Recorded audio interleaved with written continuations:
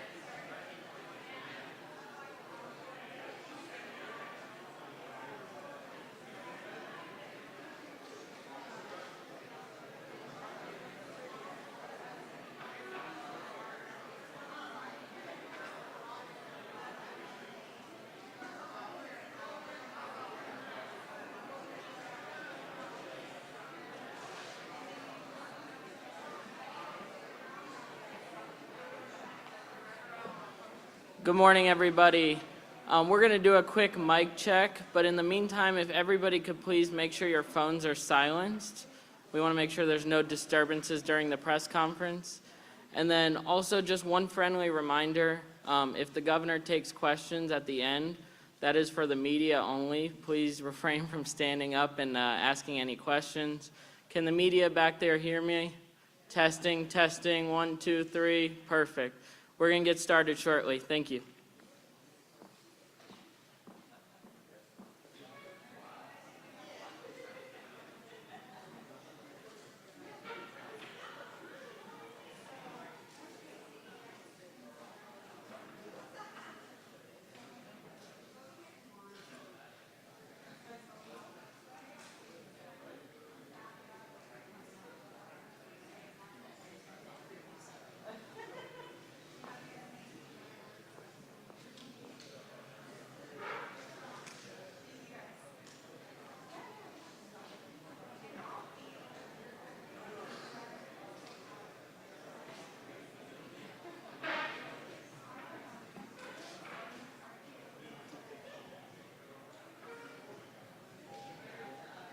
This side needs to be up a little bit. Right there. Crooked. I told you Robin's the guy.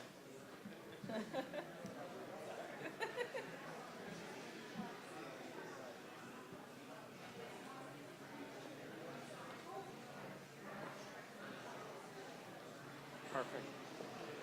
Yep.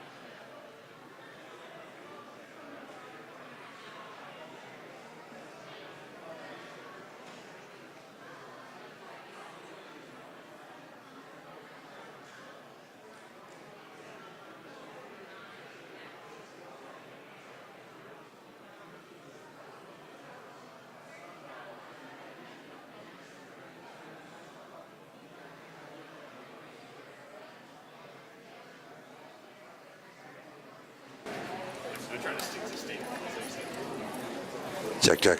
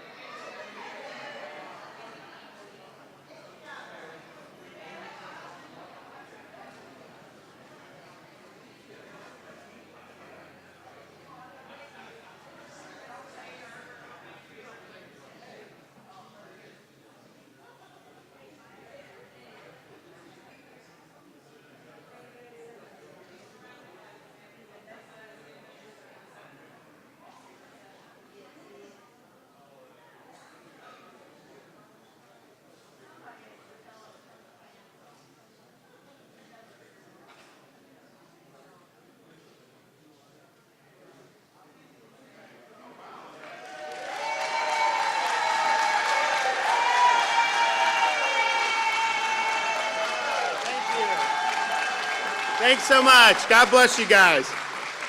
Thank you. Thanks for coming out.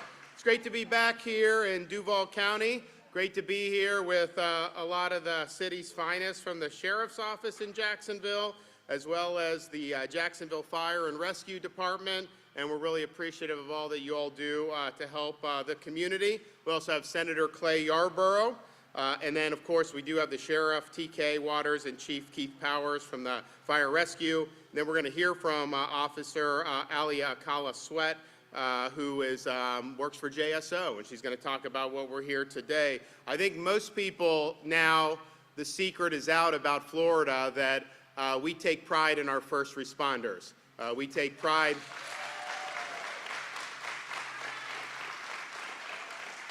We take pride in the people that serve in law enforcement, and we've been willing to stand up for them even when they were coming under attack throughout different parts of our society, unfortunately. We stood up for what was right here in Florida. And then, of course, we've seen the great work that our fire rescue and EMTs have done on an everyday basis, but even in terms of some of the things that are more atypical, whether it's the Surfside Tower collapse that we dealt with down in South Florida, whether it's responding to hurricanes. Those are the folks who were there serving their community. And so we understand that it's an important vocation, and we are going to continue to stand by them. And part of that is people like me saying that, which is important. I mean, I think not enough people say it, but it also matters what you do to show that. And we put our money where our mouth is here in the state of Florida. If you look at what we've done just over the last few years, we have solidified this state as being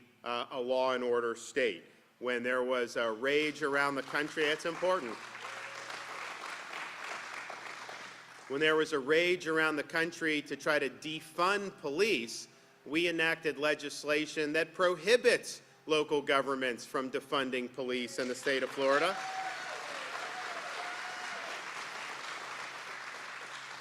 When you saw cities burning down, Minneapolis, these other places with the riots of the summer of 2020, we said it's not happening here. We had GUARD called out, state law enforcement. We work with our locals, but we also enacted legislation to have stiffer penalties for rioting and looting. You can't have a situation where it's like Portland, where they can just riot, they get arrested, they'll slap them on the wrist, take their mugshot, then they do it again. In Florida, if you riot, if you loot, if you engage in any type of mob violence, you are not getting a slap on the wrist. You're going to jail.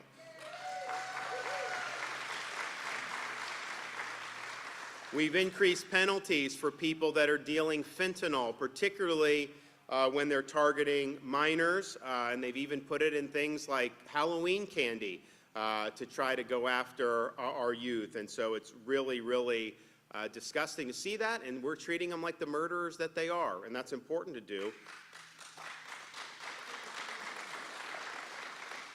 We've also seen a rash of district attorneys elected throughout the country who get elected on a platform to ignore laws that they disagree with, and that has caused society to decay in places like San Francisco, Los Angeles, Philadelphia, and really the inmates running the asylum. We had 2 of those prosecutors in Florida who said they weren't going to or didn't faithfully enforce the law, and I removed them from their posts. They are gone.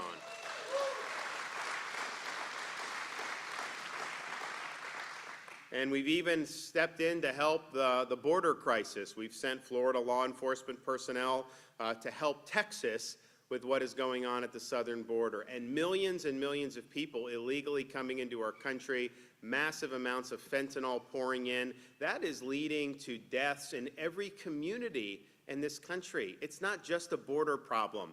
Every community is becoming a border community because of these policies, and so we've sent, and the thing about it is, and I've been able at this point to meet with dozens of angel moms, and these are mothers who've lost kids to drug overdose, almost always some type of fentanyl or opioid, and what you find with those stories is, there are definitely instances where someone is addicted and the addiction ends up getting the most of them. It does happen. That's tragic in Florida. We've actually instituted the CORE program, Coordinated Opioid Response Program, that's actually working to help people along the way with that because it's a difficult problem. But what you find when talking to these mothers is, their kids were, and these are like teenagers, early 20s, and maybe they're stressed out. They think they're taking like a Xanax, and maybe they shouldn't have been doing that, but it's laced with fentanyl, and so they die right then and there, gone. And so that's a tragic situation, and it's happening all over this country because the government is allowing it to happen. And so we've pushed back on that. We've sent people to help. We've even helped transport illegal aliens to places like Martha's Vineyard because those people want these policies, and that's not right. So the result of all that we've done is the crime rate in Florida is at a 50-year low. Overall crime is down 10% year over year statewide.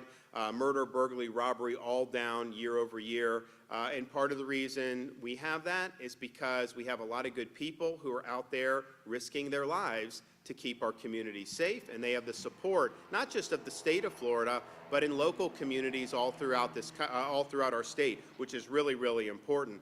We've also continued to press forward on the momentum.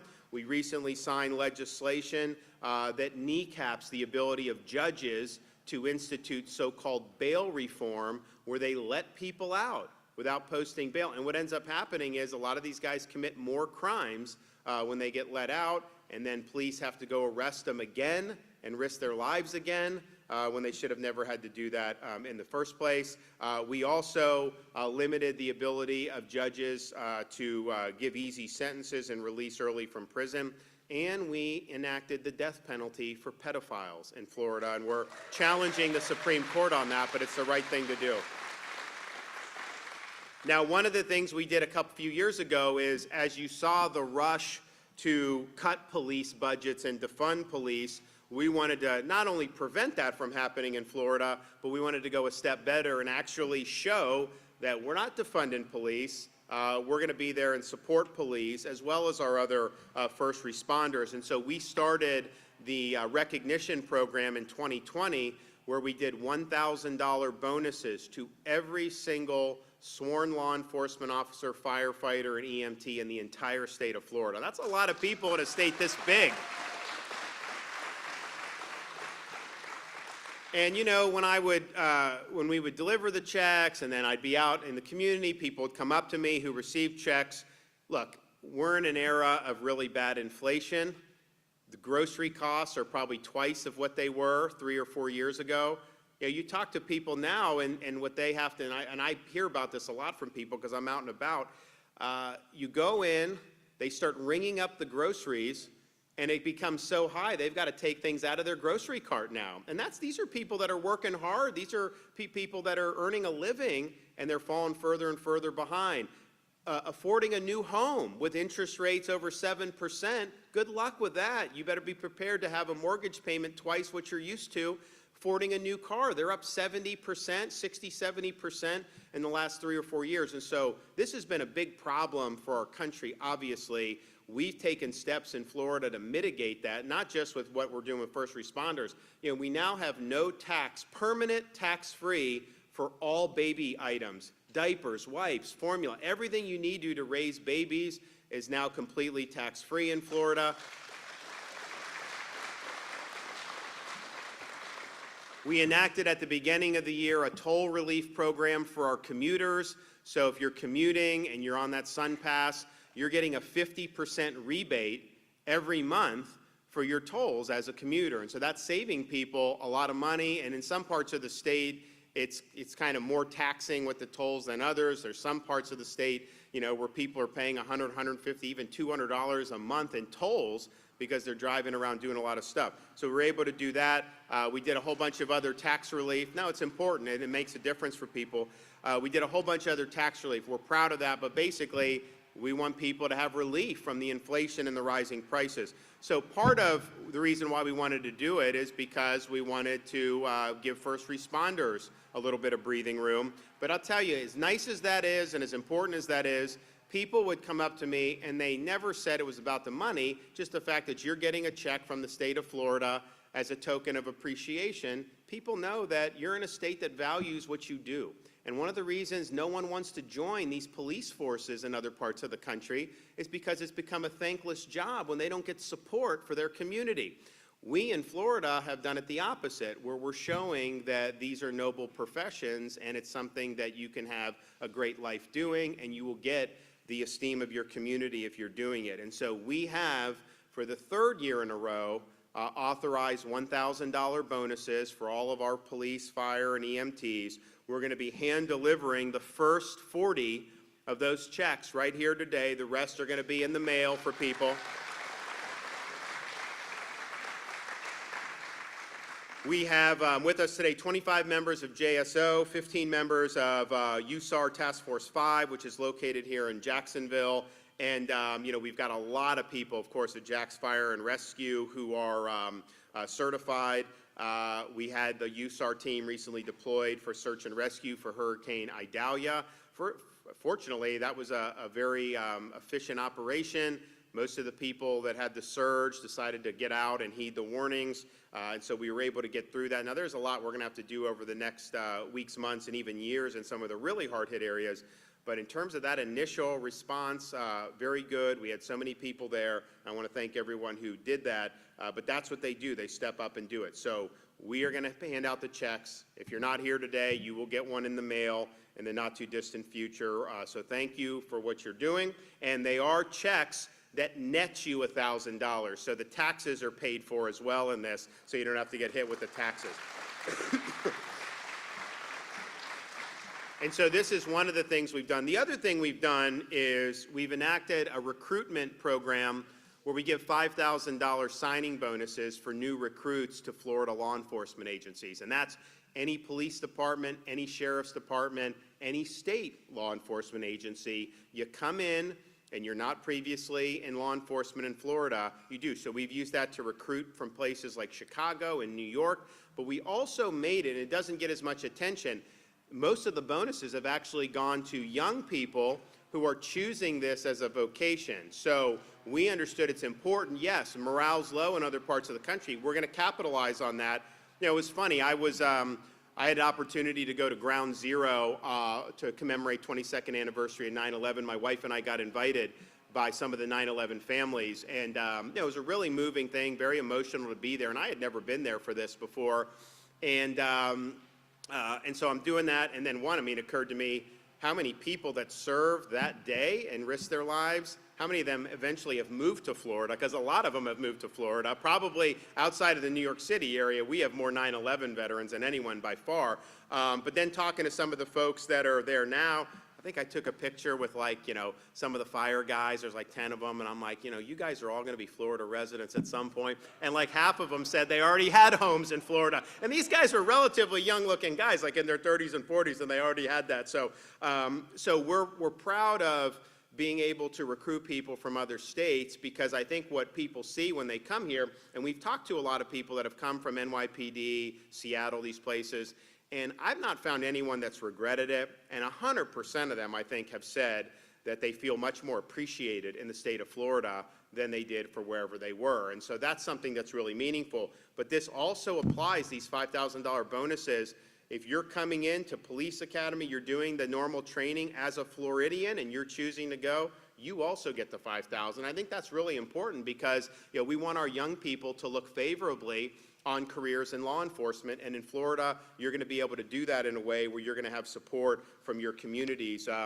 We just launched, I think, billboards outside of Chicago to saying the cops, hey, come down here. They got rid of cash bail, and so that's not going to be good.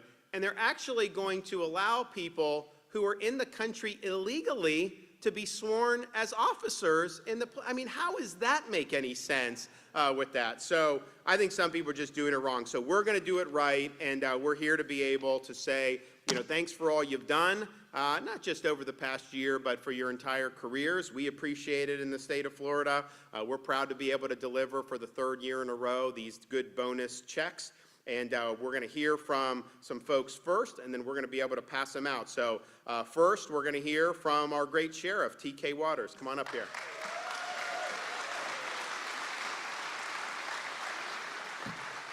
Thank you so much. It's a pleasure to be here, sir.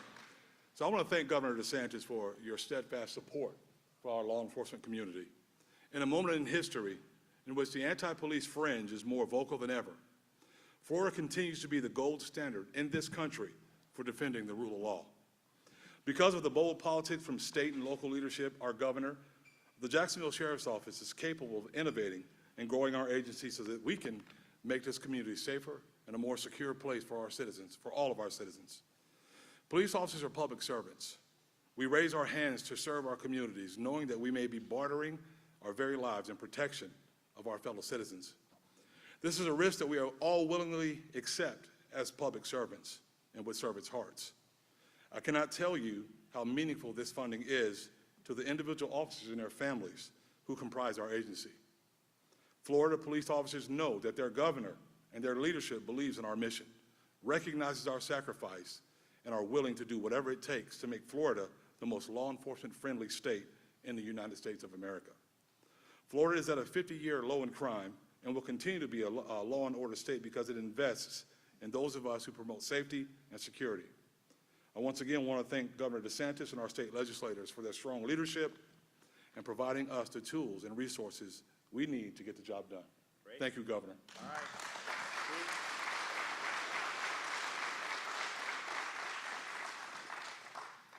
You know, Governor, I too want to thank you for recognizing these men and women, not only from JFRD, from JSO. You know, we got men and women in this community that serve. You know, they don't never know if they're going to go home. You know, the governor talked about 9/11 just being recent, the memorial. You know, you think about this for a minute. There were 343 firefighters that got up that morning, went to work, kissed their families goodbye, and had no idea that was going to be the last time they saw their families. Their families had no idea that was going to be the last time they would see their loved ones. So we've got people in this community, in our first responder groups in JSO and JFRD that serve every day, and they don't know if they're going home. So, Governor, the bonus means a lot. And the support you're giving JFRD, just in this recent budget that's just started in July, the governor put almost $1 million in that budget for our urban search and rescue team. That equipment is what's used in what we do, ERAD, Emergency Road Access Team. So when this storm just went through over, you know, in the Big Bend region, we deployed over there. Our folks deployed JSO and JFRD and went over there and knocked those roads open so that our searchers could get in there and look for people that were either trapped or missing. So, Governor, thank you for what you're doing for this group of men and women. I remember what it was like when I was young, and Robin and I first got married, and we had young children. And the need for $1,000 is a lot. It helps those first responders, but also what you've done with the, you know, with the tax on the baby items. That's big too when you're a young family. So thank you for what you're doing. Absolutely.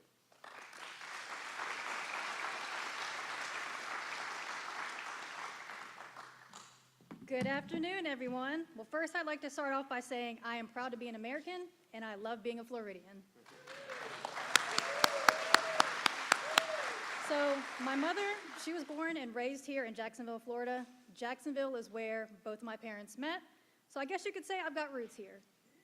I'm honored to serve in the Jacksonville Sheriff's Office, but more importantly, we are truly blessed to have a governor who is pro-law enforcement. Since the launch of the First Responders Program, my family and I have truly benefited from the funds that Governor DeSantis has rewarded us with. In the past, I've used my check on daycare costs and necessities that my family would need. And I can tell you, as an officer, feeling appreciated really goes a long way, especially on the days that are not easy. With my $1,000 check this year, I'll be able to put that money towards my child who is in need of dental work. So it honestly couldn't have come at a better time. Governor, thank you for your support and everything you do, because I cannot even fathom the weight of your responsibilities. God bless you and your family. God bless you. Thank you, sir. Great job. Thanks so much. All right, we're gonna do them. All right, we're gonna do the announcing. All right, come on over here. All right, we're starting with PK first. Okay. We'll start with our speaker, Aaliyah Akala Sweat. Alec Aurelio. David Booscruz. Daryl Barnes. Douglas Connell. Sean Crawford. Harris Dedick. Vicky Florence. Michael Gunson. Savita Harpu, Jonathan Ira, Christopher Jackson, Nicholas Jones, Ezekiel Kelly,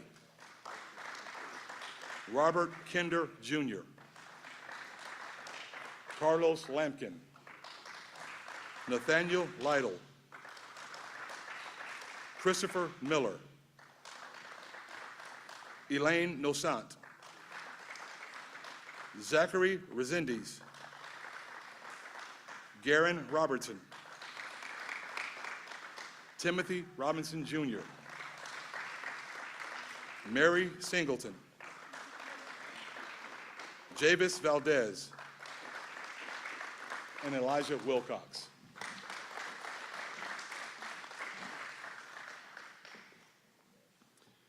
All right, Kristen Acuna,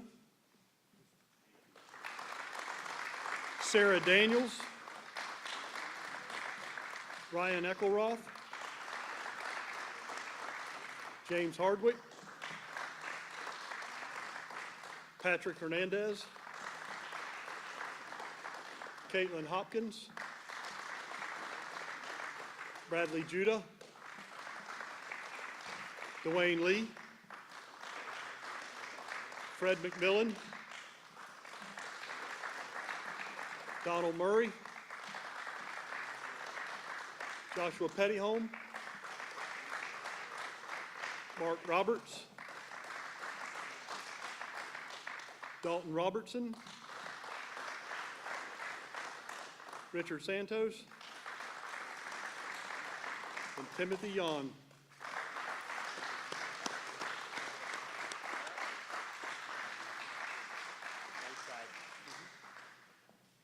All right, well, hopefully you guys you can use that well, and we're excited to be able to have delivered for 3 years in a row on that. It's very meaningful for our state to be able to stand up and do what's right for the people that protect and serve. So God bless you all. Okay, we can take some questions. Let me do back there. Governor, the 2024 session is just around the corner. Lawmakers are getting back to work starting tomorrow. Can you give us an idea of what your priorities are going to be for that session? There's obviously a lot accomplished last year, so we're wondering what more can you do? We'll do more. So we're going to have some announcements coming up. I have made the point publicly, and this is true. Everything I said I would do during the campaign, I've done. I did everything I said I would do. Doesn't mean there's not more to do. There's always more to do. And so we will be doing that. And so we'll be, we're working with them over probably, the next weeks. We will be rolling out some good stuff. So stay tuned. But yes, we were fortunate to have been able to accomplish a lot. And, that puts us in a good spot.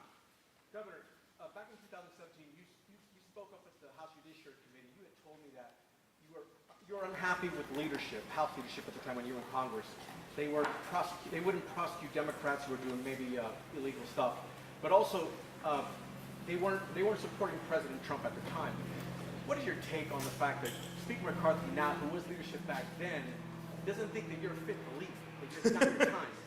Well, look, I would say, I think that if you look at what's happened with D.C. Republicans, they worked very closely. Look, Donald Trump, he supported Kevin McCarthy very strongly for Speaker. I don't think he would have won the Speaker vote. Donald Trump was instrumental in him earning that Speaker's gavel, and they worked hand in glove, really, throughout his whole presidency. They were on the same team on every major spending bill that came down the pike, and they ended up together adding $7.8 trillion to our national debt. Never in a 4-year period has that much been added than what they did together. And so he said that we're different. We are different because in Florida, we run budget surpluses. We've paid down almost 25% of our state's debt just since I've been governor. All the debt, all the way up for all of Florida's history, we've knocked off almost 25% of it. So it's a much different approach to where we're doing it right. We have the #1 rated economy in the country. We've cut taxes, we've expanded school choice, and we've delivered in a way that has made the state sustainable. I am not somebody who the D.C. establishment wants to see up there. There's no question about that. because they know that a lot of things will be changing if I'm there. And look, I would just also point out that we in Florida have a right to expect that they get some stuff done for us like they said they would when they campaigned, because Florida was instrumental in them even having the majority to begin with. This was supposed to be a big red wave in 2022. You had probably the most favorable conditions that Republicans have had in a midterm election since 1946. People were expecting a massive tsunami because inflation was terrible, Biden's unpopular, all the problems that we've seen. Nobody's happy with the direction of the country, and that's tailor-made for the opposition party to be able to sweep into Washington, D.C. Instead, the reason they even got the majority is because the governor candidate in New York overperformed, and because we delivered a red tsunami in Florida that gave them an extra 4 seats. That's the story of the midterm. If you take that out, the Democrats would have held on to the House of Representatives. So Florida did its part. We showed how you can win, and we want to see some results as a result of that. But I'm not somebody who's ever going to be the favorite of the D.C. establishment. You know what? I wear that as a badge of honor. Yes. Yes.